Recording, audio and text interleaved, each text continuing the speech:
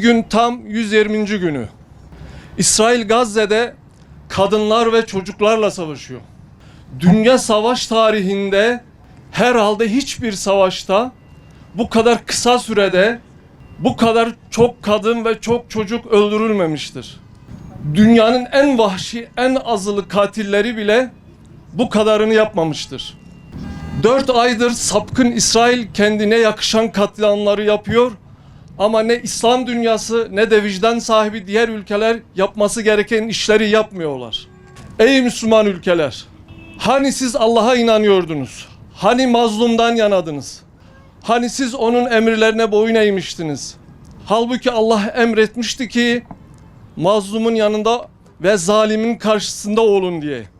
Neden bir şey yapmıyoruz? Yazıklar olsun tüm İslam alemine. Ey sözde çağdaş, medeni, modern Batı ülkeleri! Hani siz insan haklarına saygılıydınız? Hani siz kadınlara, çocuklara değer veriyordunuz? Hani Müslüman ülkeler kadın haklarını çiğniyor diye yaygara koparıyordunuz? Gazze'de öldürülenler insan değil mi? Karnındaki bebeğiyle öldürülenler kadın değil mi? Hastanede oksijensiz bırakılarak öldürülen bebekleri görmüyor musunuz? Neden bir şey yapmıyorsunuz? Hatta engel olmak yerine destek oluyorsunuz. Yazıklar olsun size. Ey dünyanın ülkemizin sözde aydınları, sanatçıları, sporcuları.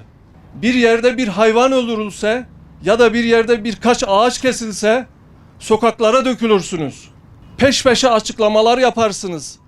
Dünyayı ayağa kaldırırsınız. Hani siz tüm canlıları severdiniz ve saygı duyardınız? Gazze'de katledilenler canlı değil mi? Ya da oradaki insanların bir hayvan veya ağaçlar kadar değeri yok mu? Neden ses çıkarmıyorsunuz? Neden bu katliama tepki göstermiyorsunuz? Yazıklar olsun size. İpe sapa gelmez konular için sokağa dökülenler, yürüyüş ve eylem yapanlar, sözde vicdan sahibi sivil toplum kuruluşları. Hani sizin vicdanınız? Nerede sizin vicdanınız? Neden Gazze için sokaklara dökülmüyorsunuz? Yazıklar olsun size. Ey hekim ve sağlık çalışanları! Hani Hipokrat yemininiz nerede? Hani insan hayatı kutsaldı? Hani bir yaralı gördüğünüzde onun iyileşmesi için gereken her şeyi yapacağınıza söz vermiştiniz. Gazze'de 10 binlerce insan öldürüldü ve yaralandı. Onlar hasta ve yaralı değil mi? Onların hayatı kutsal değil mi?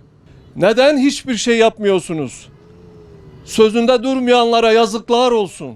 Gazze'deki bu savaş adeta turnusol kağıdı gibi sözünde duranlar ile yalancıları, vicdan sahipleri ile vicdansızları birbirinden ayıran bir gösterge olmuştur. Selam olsun sözünde duranlara. Selam olsun vicdan sahiplerine. Selam olsun Müslüman kardeşinin derdiyle dertlenenlere. Selam olsun savaşı durdurmak için somut adım atanlara. Selam olsun elinden bir şey gelmese de diliyle katliamı kınayanlara. Boykot edenlere, yürüyüş ve protesto yapanlara. Selam olsun en azından kalbinden bu kötülüklere buğz edenlere.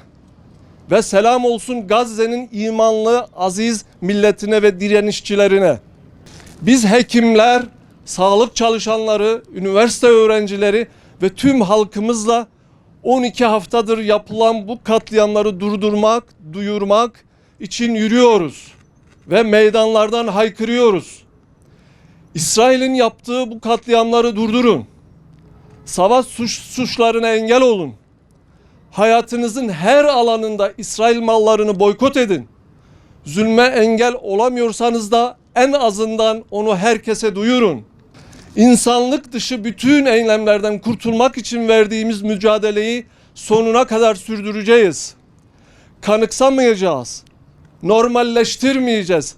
Sabırla, azimle zulme karşı duranlar olacağız.